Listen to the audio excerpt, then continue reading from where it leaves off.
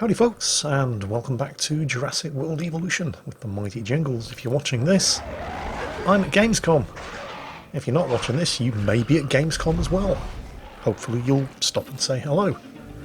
But when last we left this particular video series, I'd just introduced a Metriacanthosaurus into my carnivore enclosure here on Isla Pena, and we'd fed the baryonyx to it, increasing the Metriacanthosaurus's rating up to 313. Sounds pretty impressive. It really isn't. Later on, I'm going to be introducing a dinosaur into this park that's going to have a base rating of something like 541, and that's without any combat victories. Don't worry, it is going to be getting some combat victories. But we'll cross that bridge when we come to it. For now, I've got a dead baryonyx to dispose of. Now, we did manage to unlock the final island, Isla, by achieving a 3-star park rating overall, even if only momentarily, because the second the baryonyx went to the Great Dog Food Factory in the sky, the overall rating dipped below 3 stars again. But we had the 3 stars, and that was enough to unlock Isla. We are, of course, staying on Isla Pena, because we want to 5-star this place, and we want to get all of the unlocks from this place in order to take to the final island. And we've definitely got the tools available to do it. We have some very interesting dinosaurs available to us. We're going to unlock some more. The only real problems here on Isla Pena are a lack of space. It's a tiny island. It's very narrow. A lot of the real estate available to you is just not suitable for dinosaur enclosures. You're limited in the number of guests that you can actually have on this island because there isn't really that much space to build a lot of hotels. And then you've got the weather problems. The storms that you get on this place are absolutely savage. As usual, it's the dinosaur rating that's holding us back. It's relatively easy on all of the islands to get a 5-star facility rating. But it's usually the poor variety of the dinosaurs on display that cripples your dinosaur rating, and that's a particular problem here on Isla Pena because of the limited amount of space that you actually have available in which to house those dinosaurs. So you do really have to make the most of the limited space that's available. Try to pack as many different types of dinosaur into each enclosure as you can get away with. So that means packing your small carnivores into the same enclosure as your large carnivores to increase the variety and make the most use of the space available. Large and giant herbivores can also quite happily coexist with large and small carnivores as well. The problem is environmental rather than social. It tends to be the case that your large and giant herbivores prefer a lot more in the way of forest cover than most of the carnivores are particularly happy with. I mean, velociraptors enjoy a nice bit of forest to run around in as much as anybody else, but they require a bit of open grassland as well. And giant herbivores like the Camarasaurus and the Brachiosaur, not so much. So, picking the right dinosaurs to house together in the same enclosure is the key to success here in Isla Pena. I'm currently breeding some velociraptors. They're going to go into the carnivore enclosure with the Metriacanthosaurus, and they're small carnivores. They can quite happily coexist with the Metriacanthosaurus, which is a large carnivore. In fact, I could even quite easily put another Metriacanthosaur in there. They're not like tyrannosaurs, which are real prima donnas and insist on being the star of the show. The tyrannosaur wants to be the only tyrannosaur in the park, or at least the only tyrannosaur in the enclosure. They really don't enjoy competition. Metriacanthosaurs, nowhere near as fussy. I could put another Metriacanthosaur in there with no problems whatsoever. I'm introducing some velociraptors. Of course, raptors are a little bit trickier, but providing you give them some company, some other raptors, because they are pack animals after all, they're perfectly fine, and they'll coexist quite happily with 1 or 2 Metriacanthosaurs. If you start to get particularly desperate for space, you can even put large or giant herbivores into the carnivore enclosure, and they'll be perfectly fine. Well, they'll be perfectly fine with the large and small carnivores. They might not be perfectly fine with the kind of environment that a large and small carnivore enjoys. Something like a Brachiosaur or a Camarasaur require way more forest cover than Metriacanthosaurs and Velociraptors are happy with, but a Diplodocus would be right at home in the same enclosure. Well, that's not actually 100% strictly true. I mean, it is for the most part. But in this video, we're going to be introducing a particular large carnivore where the rulebook pretty much gets thrown out of the window, and you have to be extremely careful what else gets put into the same enclosure unless you want it to become lunch. For now, I'm just trying to get a couple of entertainment contracts complete. We have to achieve a dinosaur rating of 2 stars, which probably isn't going to happen anytime soon. And we also have to increase our visitor count, which, given just how unsuitable most of the land available on this island is for placing large structures, is actually more difficult than it sounds. Trying to find suitable space to put a hotel or two down is actually quite tricky here. Still, the raptors are ready. Thanks for helping Hey, entertainment. there we go. 2-star dinosaur rating, and we've increased the guest count. Fantastic. I'm marking that contract as closed. That should keep Isaac off my back for the foreseeable future. Oh, and is this a reputation unlock? Aha! Entertainment mission is now available. Achieve a guest count of at least 1,000. Well, we're almost there, and we have just built a hotel, or we're in the process of building a hotel, so once that thing's complete, it should start filling up as people turn up to see our brand new velociraptors. So this should be the easiest mission ever. In fact, it seems a little too simple.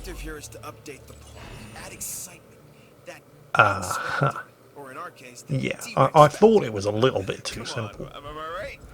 Okay, so we've just completed the first part of the mission. We have a guest count of 1,000.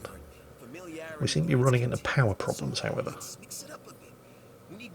Oh, actually, no. The hotel's just not actually within range of an electrical substation, so that's easily fixed. But the next part of the mission: incubate and release a Tyrannosaurus Rex with a rating of 300. Well, that's actually relatively simple, because I do have 100% of the Tyrannosaur genome, so I can afford to get quite creative with the additional genetic modifications that I had. Getting a T-rex with a rating of 300 is not difficult, it's just expensive.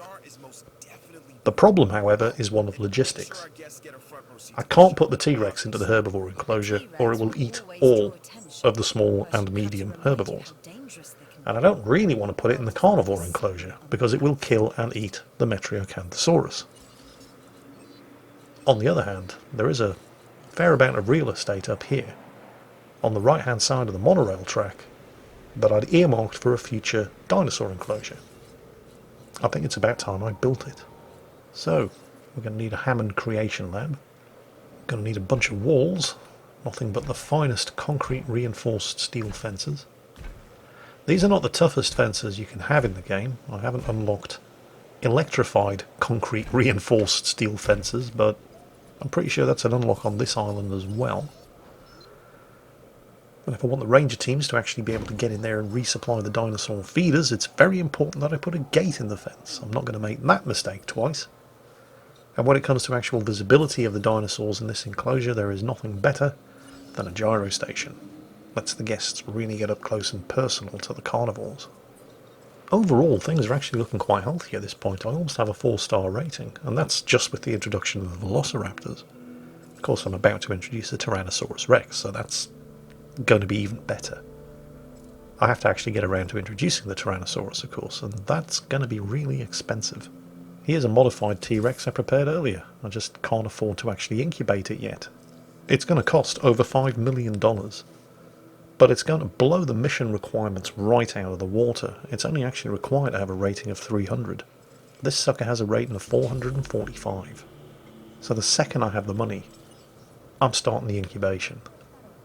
Now, knowing as I do from bitter experience how these missions have the potential to go horribly and spectacularly wrong, I think I'm going to just go ahead and upgrade the asset containment units.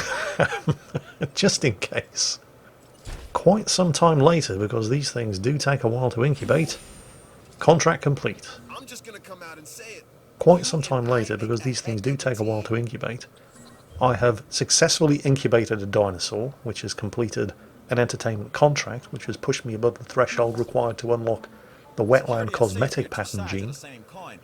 And because I'm holding my horses and not actually releasing this T-rex until after the security mission is complete, ensure no guests get eaten by carnivores, because I'm deeply suspicious of this game, Perhaps you will and succeed now where others we're releasing the before you T-rex. failed. But as you learn, so do they. Their survival depends on it. And, of course, so does yours. Right, Isaac, there's that Tyrannosaur that you wanted. Okay, we need to get our T-rex front and center. Maximum guest exposure. Well, maintaining safety protocols, of course. Yeah, I mean, keep everyone safe, but don't overdo it. The protocols are guidelines, right?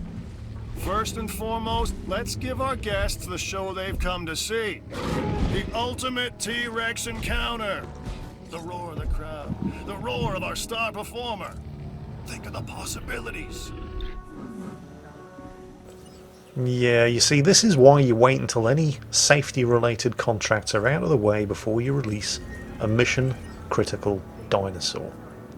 There's absolutely nothing wrong with that T-Rex's enclosure, but it's agitated anyway, and it is going to try to break out. To complete this mission, we have to maintain safety protocols, and the T-Rex is already busting its way through that reinforced concrete fence. En route to repair. So, guests into the shelters, asset containment unit on standby to tranquilise, ranger team on standby to repair any breaches in the fence. I don't know, you raise them from a hatchling, you lavish nothing but the finest concrete reinforced enclosures on them to give them all the goats they could possibly eat. Look at that behaviour. Shocking. Disgraceful. Disrespectful even. You never wanted for anything, and this is how you repay me? Well, you can forget about going to college. You can get your ass off the couch, get your hair cut, get a job, tidy your own bloody enclosure, learn some responsibility, learn to appreciate what you've got. I don't know, dinosaurs today, they've got it easy. Wasn't like this when I was a young dinosaur. Oh no, I didn't get no goats delivered to me. 15 miles I had to walk to the carnivore feeder, through packs of velociraptors, in the snow, uphill, both ways. But you try tell these young dinosaurs that, they won't believe you. Oh great, you've broken it. That's coming out of your allowance, young dinosaur. And don't look at me like that, I'm not cleaning it up. And when she does eventually come home, look at the state she's in. Makeup ruined, dress in tatters, so drunk she can't even make it through the door without help. And you mark my words, tomorrow she'll be in bed until the middle of the afternoon complaining about a hangover. Wasn't like this when I was a young dinosaur. Oh no, we had respect. Bring back national service for dinosaurs, that's what I say. That'll sort them out, teach them some discipline. Oh, mission complete. Alright, what do we get? Come on Isaac, what do we get? Ooh, Kentrosaurus now available, and the small matter of $2.5 million. That's how we do it in the entertainment division. Sure, the scientists can bring them back from the brink, but we put them in front of the world. Heck of a job. Heck of a job. I understand the appeal of featuring the T-Rex. I mean, I get it, really. But if that show of yours ever goes pear-shaped, well, you know what can happen. Any doubt? Ask your friend Dr. Malcolm. Ah, George, you worry too much. It'll be fine. Right, anyway, we're finished with Isaac. That's all of the reputation unlocks for the entertainment division. And Trixie seems to be settling in quite nicely now. I don't know why she's thirsty. She was out drinking all night. Anyway, she's through that difficult, rebellious teenage phase. But I hope she doesn't get too comfortable. Because while a T-Rex is undeniably impressive, and Trixie has already managed to bump my park up to a better than 4-star rating, here in Isla Pena, you do get access to something that's even more impressive than a Tyrannosaur for the very first time. Ladies and gentlemen, boys and girls, the Indominus Rex. Hybrid, part Tyrannosaur, part Velociraptor, and pretty much 100% badass. Because this is a hybrid, this thing never actually existed. This is a 100% man-made dinosaur. You access it from having 4 research labs. And you can only have 1 research lab per island, which means that you can't actually unlock it until you're here on the 4th island, Isla Pena. Now, the upside is that because you have designed this dinosaur, you start with 100% of the genome. There are no fossils that you can go and dig up because this dinosaur never existed. And with 100% of the genome, it means I can afford to get creative with the genetic modifications in order to boost that star rating as high as is practically possible. I'm still a little bit limited into just how creative I can get here. I can't afford to reduce the viability below 40% because 60% boost is all that I actually have at the moment in my Hammond creation labs. In the future, very soon, I will be unlocking modifications for the creation lab that instead of each individually providing a 20% boost, will provide a 30% boost. So with 3 of them, that's a 90% boost, and it means I'll be able to add genetic modifications that will boost the star rating even higher than the 523 that this Indominus Rex already has, while simultaneously reducing the viability down to 10% and still guaranteeing a successful incubation. But for now, we're just going to have to settle with a star rating of 523. In the meantime, say hello to the oh, screw this thing. Well, this is more my speed. A Parasaurolophus. Its distinctive crested head presents a challenge to scientists. An evolutionary dead end that we now realize is highly effective. This is what Jurassic research should be about.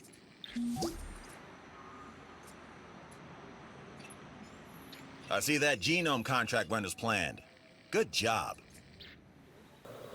These things are nice.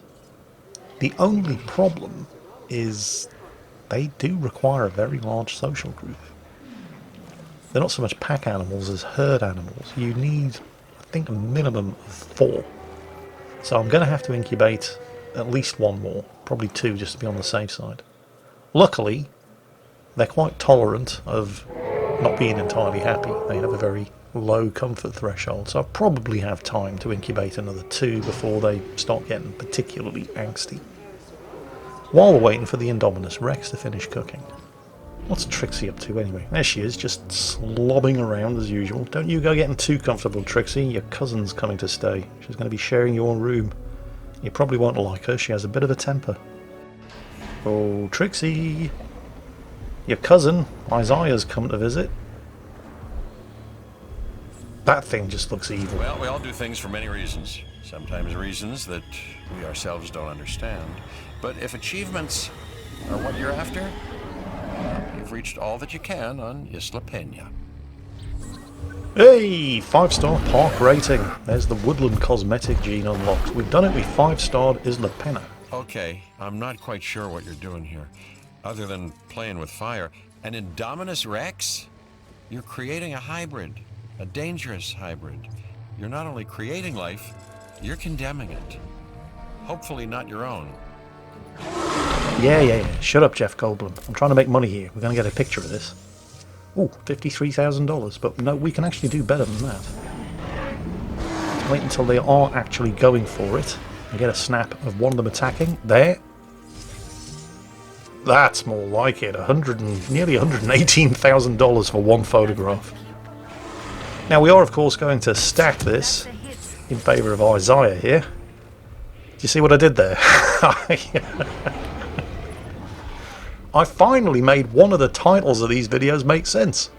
Isaiah the Indominus Rex. What do you mean that's a boy's name? Oh, why do you have to spoil it? Hang on a minute, what's that gyrosphere doing? Did you see that? Look at that. The guests in the gyrosphere are like, do you mind? We're driving here.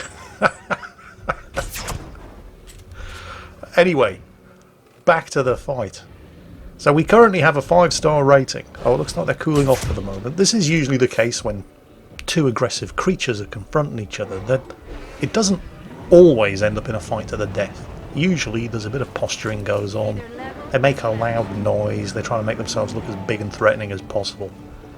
And generally, the weaker of the 2 will back down. Unless they're evenly matched. And there's nowhere to go.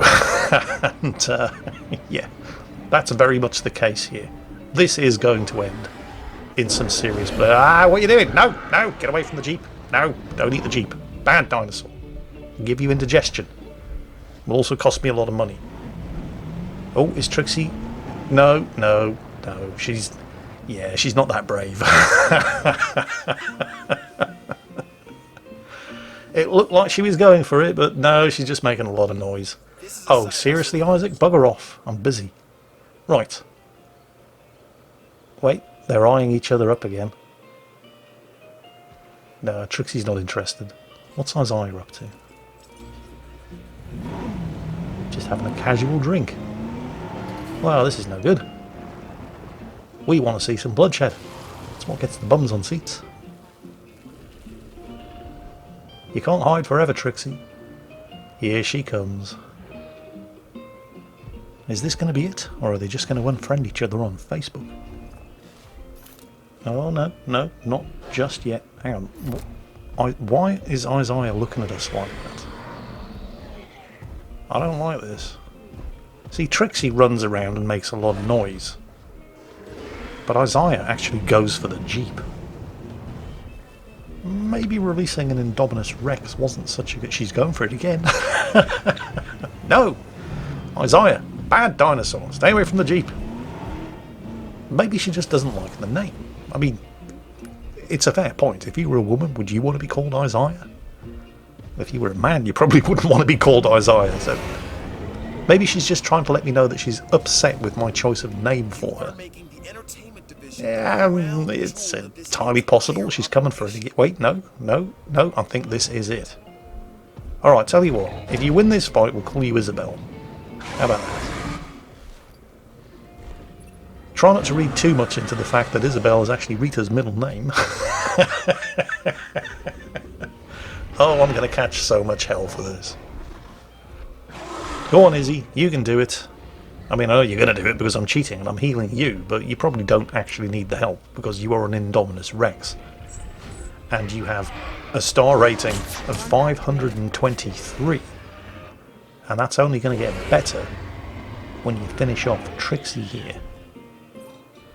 This isn't going to last much longer. I mean, they're both hurt. But Trixie's definitely losing. Ooh, that looked nasty. Yeah, Trixie's staggered. The next strike is going to be fatal. Izzy closes in. Yeah, that's one dead T-rex. Oh, ow, that looks kind of painful. That is one vicious dinosaur.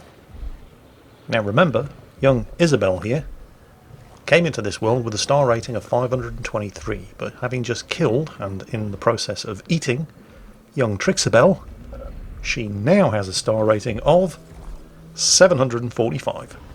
The Indominus Rex is a very nasty piece of work.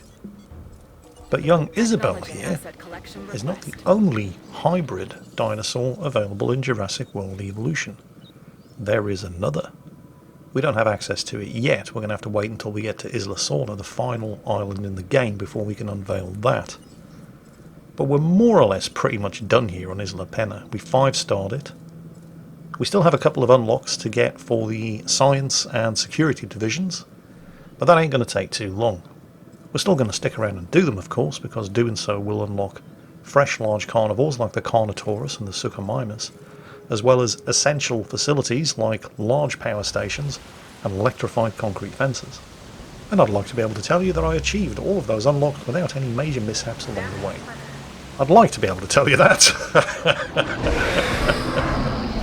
But it would be a massive lie, and I wouldn't be fooling anybody because, well, you all know me so well. Things went wrong, mistakes were made.